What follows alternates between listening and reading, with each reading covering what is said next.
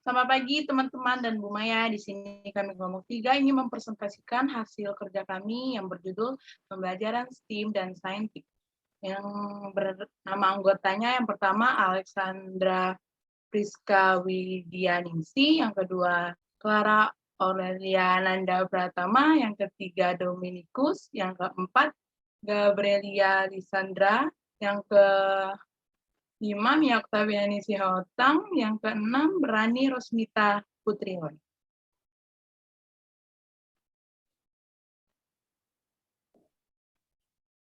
Pengertian pembelajaran STEM. Pengertian pembelajaran STEM adalah pendekatan pembelajaran interdisipliner inovatif yang mengintegrasikan ilmu pengetahuan alam, teknologi, teknik, seni, dan matematika. Dan dalam pelaksanaannya, memfokuskan bahwa pembelajaran STEM dapat dimanfaatkan untuk kehidupan sehari-hari. Salah satunya dapat dimanfaatkan untuk memecahkan masalah di kehidupan sehari-hari. Tujuan pembelajaran. Tujuan pembelajaran STEM yang pertama, melibatkan semua gender dalam pembelajaran untuk mengasah keterampilan STEM dan menekuni bidang tertentu. Yang kedua, mengasah tingkat literasi STEM bagi siswa. Yang ketiga, kemampuan menerapkan pemahaman dunia persaingan, dunia kerja, dan dunia nyata.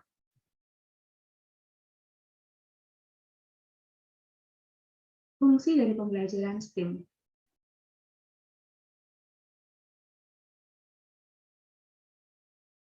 Yang pertama, mendukung 4 keterampilan dasar, yaitu berpikir kritis, berkreativitas, berkolaborasi, dan berkomunikasi.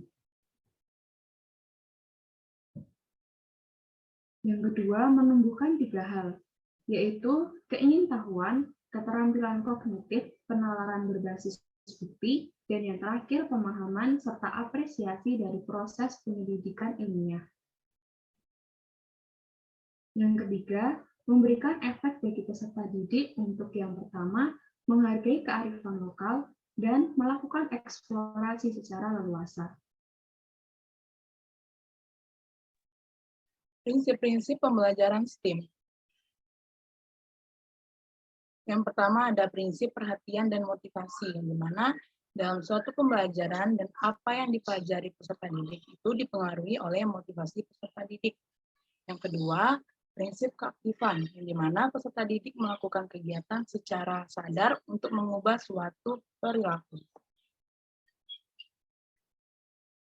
Yang ketiga ada prinsip keterlibatan langsung, yang dimana siswa melakukan upaya konstruksi pengetahuan. Yang keempat ada prinsip pengulangan. Jika peserta didik mengalami kegagalan dalam proses pembelajaran atau remedial, dapat melakukan pengulangan. Yang kelima ada prinsip tantangan, yang dimana pelajaran yang menantang membuat peserta didik itu akan tertantang untuk mempelajarinya. Yang keenam, prinsip balikan dan penguatan, yang dimana pemberian respon yang positif secara ulang dapat memperkuat tindakan peserta didik, sedangkan respon negatif memperlemah peserta didik.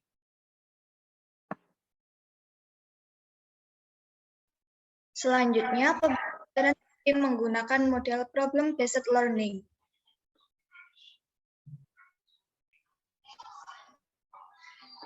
Pengertian problem-based learning. Problem-based learning atau pembelajaran berbasis masalah adalah model pembelajaran yang menantang peserta didik untuk bagaimana belajar dan bekerja dalam kelompok untuk mencari solusi dari permasalahan dunia nyata. Langkah-langkah model problem-based learning.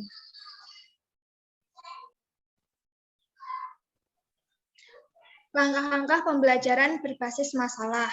Fase 1, orientasi peserta didik kepada masalah. Artinya, pendidik dapat menghubungkan tujuan pembelajaran yang akan dicapai dengan tujuan pembelajaran yang lalu dan membuat orientasi siswa pada masalah yang lebih penting dan menantang untuk diselesaikan. Fase 2, mengorganisasikan peserta didik. Dalam hal ini, pendidik membantu peserta didik untuk mendefinisikan dan mengorganisasikan tugas belajar yang berhubungan dengan masalah tersebut atau menetapkan topik dan tugas.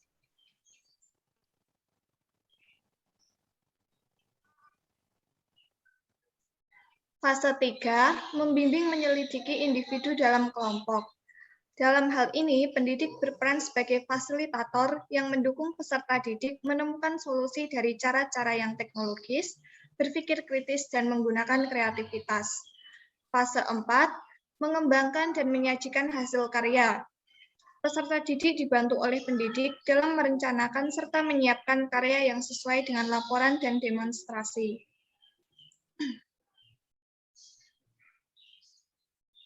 Fase kelima, menganalisis dan mengevaluasi proses pemecahan masalah.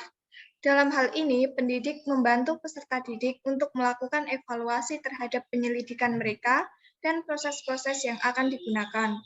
Problem-based learning dapat diterapkan untuk mencapai kompetensi dasar dari segi pengetahuan, keterampilan, dan sikap.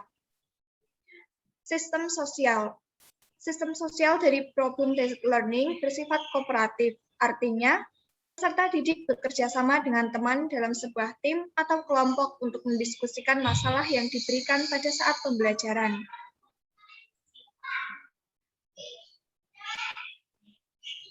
C. Prinsip reaksi. Prinsip reaksi yang berkembang dalam problem-based learning memposisikan pendidik sebagai fasilitator dalam memperlakukan dan merespon peserta didik. D. Sistem penunjang. Sistem penunjang problem-based learning merupakan skala masalah yang aktual dalam menciptakan skala konfrontatif yang mendukung pembelajaran. E. Dampak instruksional dan penyerta. Dampak penyerta dari problem-based learning ini meliputi peserta didik memperoleh pengetahuan, meningkatkan keterampilan dalam memecahkan masalah, membantu pengetahuannya sendiri, meningkatkan keterampilan dalam berpikir, meningkatkan komunikasi dan bekerja sama dalam kelompoknya. Pembelajaran STEM berpusat pada proyek. Pembelajaran STEM yang berpusat pada proyek didasarkan pada masalah dunia nyata.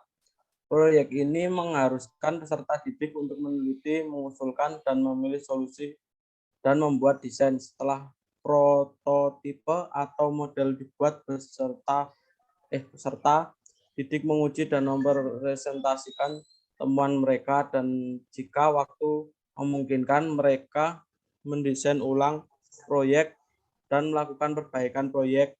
Proyek ini harus selaras dengan masalah atau kebutuhan lokal, regional, atau global. Tahap pembelajaran STEM berpusat pada proyek.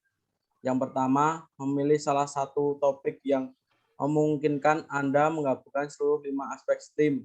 Yang kedua, menghubungkan topik dengan masalah dunia nyata. Yang ketiga, mengidentifikasikan tantangan. Yang keempat, memiliki solusi atas penelitian dan curah pendapat peserta didik. Yang kelima, menjelaskan tantangan kepada peserta didik menggunakan video. Yang keenam, menggunakan rencana desain teknik penyelesaian masalah. Yang ketujuh, membimbing peserta didik ketika mereka memilih gagasan dan membuat prototipe. Yang ke-8, menguji prototipe yang dihasilkan. Yang ke-9, meminta peserta didik mengkomunikasikan temuan mereka. Yang ke-10, mendesain ulang prototipe yang dihasilkan sehingga memperoleh prototipe sesuai yang diharapkan. Banyak proyek STEM sering dimulai dengan konsep sains atau masalah dan 4 aspek STEM lainnya, kemudian dimasukkan ke dalam komponen penelitian, desain, pengembangan, dan pengujian proyek. Contoh strategi pembelajaran yang mengintegrasikan komponen ke dalam proyek STEM.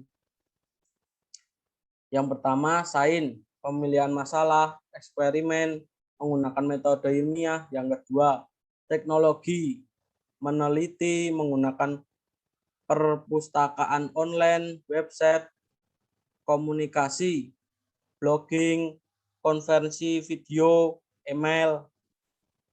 Yang ketiga, teknik membangun atau meningkatkan desain atau model. Yang keempat, seni, menulis, mengkomunikasi, puisi, presentasi video, membuat model. Yang kelima, matematika, mengumpulkan data, menganalisis hasil data, melakukan masalah geometri.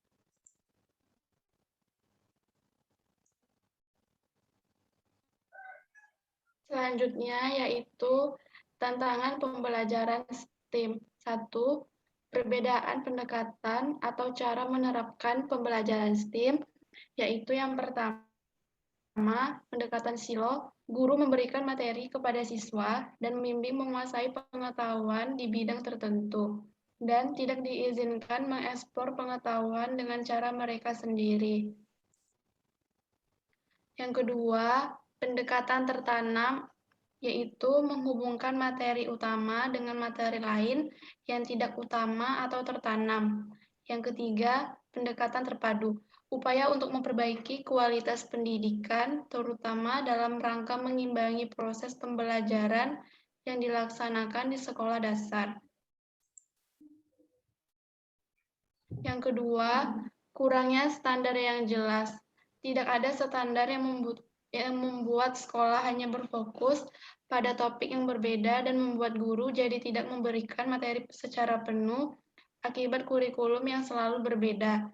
Yang ketiga, kurang menghargai mata pelajaran seperti musik, sastra, bahasa, dan lain-lain. Yang keempat, kurang tersedianya laboratorium di setiap sekolah yang pendidikan STEM. 5. Kurangnya ketersediaan guru yang berkualitas.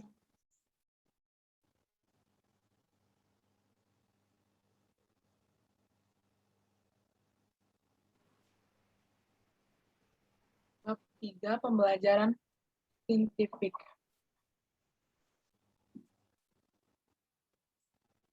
Pengertian pembelajaran saintifik. Pembelajaran saintifik adalah proses pembelajaran yang dirancang sedemikian rupa agar peserta didik secara aktif mengkonstruksi konsep, hukum atau prinsip melalui tahapan-tahapan mengamati untuk mengidentifikasi atau menemukan masalah, merumuskan atau mengajukan hipotesis, mengumpulkan data dengan berbagai teknik, menganalisis data, menarik kesimpulan, dengan mengkonsumsikan konsep, hukum, atau prinsip yang ditemukan.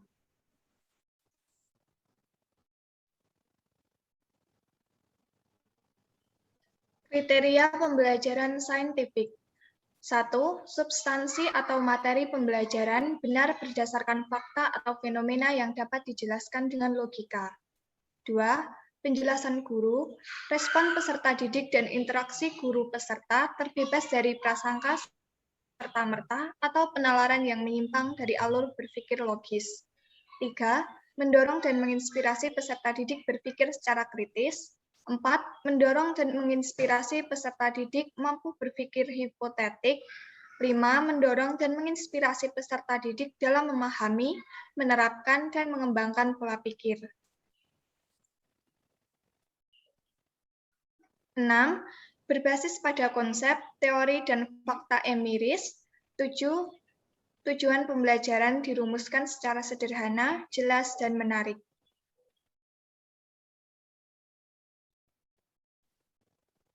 Selanjutnya ada teori belajar.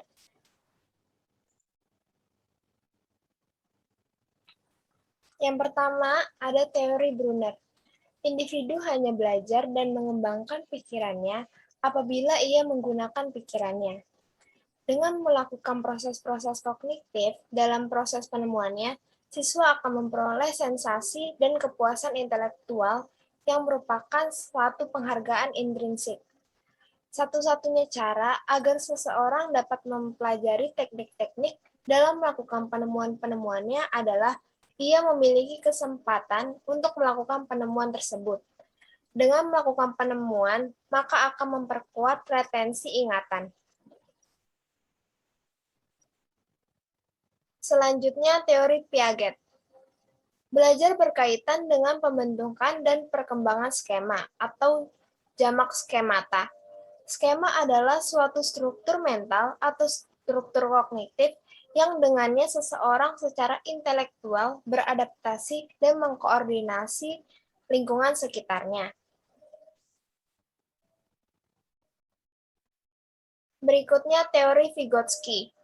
Pembelajaran terjadi apabila peserta didik bekerja atau belajar menangani tugas-tugas yang belum dipelajari, namun tugas-tugas itu masih berada dalam jangkauan kemampuan atau tugas itu berada dalam zone of proximal development. Daerah terletak antara tingkat perkembangan anak saat ini yang didefinisikan sebagai kemampuan pemecah masalah di bawah bimbingan orang dewasa atau teman sebaya yang lebih mampu. Yang berikutnya, karakteristik pembelajaran saintifik. Pembelajaran dengan pendekatan pembelajaran saintifik memiliki karakteristik sebagai berikut. Materi pembelajaran berbasis pada fakta atau fenomena yang dapat dijelaskan dengan logika atau penalaran tertentu, bukan sebatas kira-kira, khayalan, legenda, atau dongeng semata. 2. Penjelasan guru, respon siswa, dan interaksi edukatif guru-siswa. Terbebas dari prasangka yang serta-merta, pemikiran subjektif, atau penalaran yang menyimpang dari alur berpikir logis. Mendorong dan menginspirasi siswa berpikir secara kritis, analisis, dan tepat dalam mengidentifikasi, memahami, memecahkan masalah, dan mengaplikasikan materi pembelajaran. Keempat, mendorong dan menginspirasi siswa mampu berpikir hipotetik dalam melihat perbedaan, kesamaan, dan tautan satu sama lain dari materi pembelajaran. Berlima, mendorong dan menginspirasi siswa mampu memahami, menerapkan, dan mengembangkan pola pikir yang rasional dan objektif dalam respon materi pembelajaran. Yang keenam, berbasis pada konsep, teori, dan fakta empiris yang dapat dipertanggungjawabkan.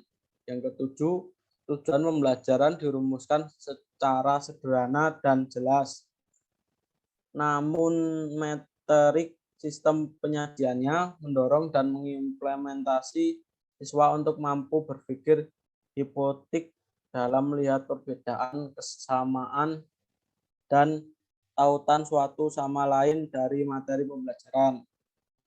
Yang kedelapan, mendorong dan menginspirasi siswa mampu memahami, menerapkan, dan mengembangkan pola berpikir yang rasional dan objektif dalam respon materi pembelajaran.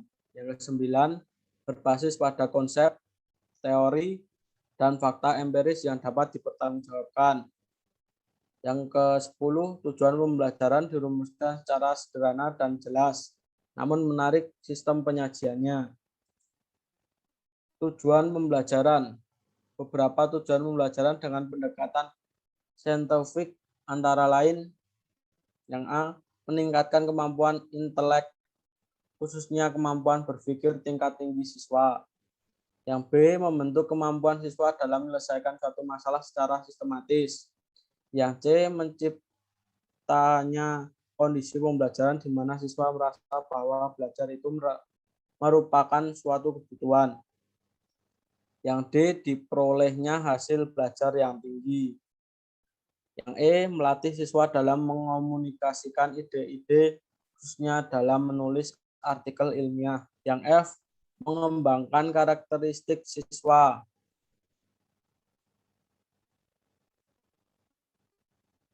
Langkah-langkah pembelajaran. Proses pembelajaran saintifik menyentuh 3 ranah, yaitu yang pertama, ranah sikap mengamati, transformasi substansi atau materi ajar agar peserta didik tahu mengapa. Yang kedua, ranah keterampilan mengamati transformasi substansi atau materi ajar agar peserta didik tahu bagaimana. Yang ketiga, ranah pengetahuan mengamati transformasi substansi atau materi ajar agar peserta didik tahu apa. Yang keempat, hasil karya adalah peningkatan dan keseimbangan antara kemampuan untuk menjadi manusia yang baik atau soft skill dan manusia yang memiliki kecakapan dan pengetahuan untuk hidup secara layak atau hard skill dari peserta didik yang meliputi aspek kompetensi sikap, pengetahuan, dan keterampilan.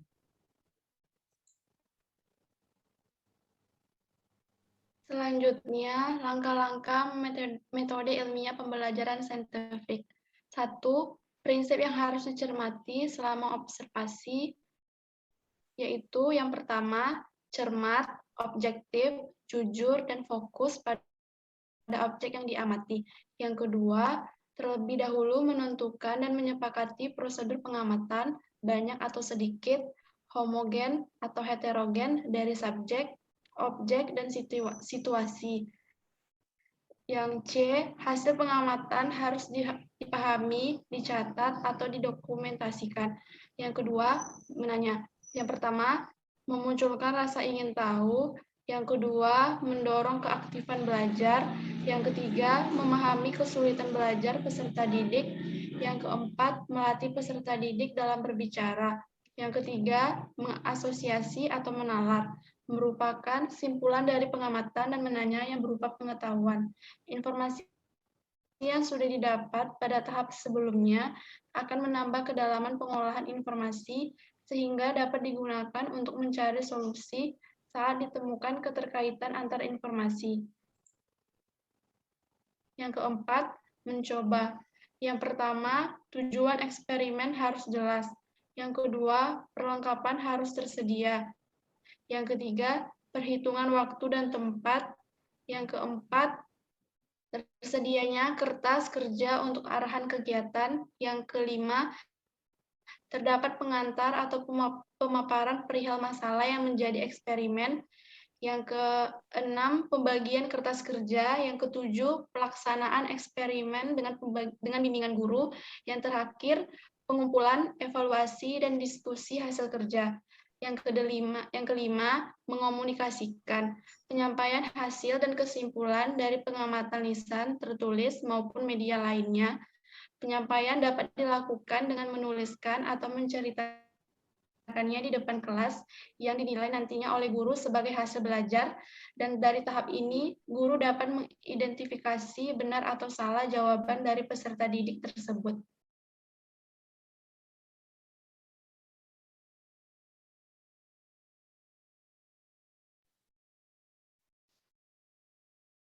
Sekian presentasi dari kelompok kami. Terima kasih.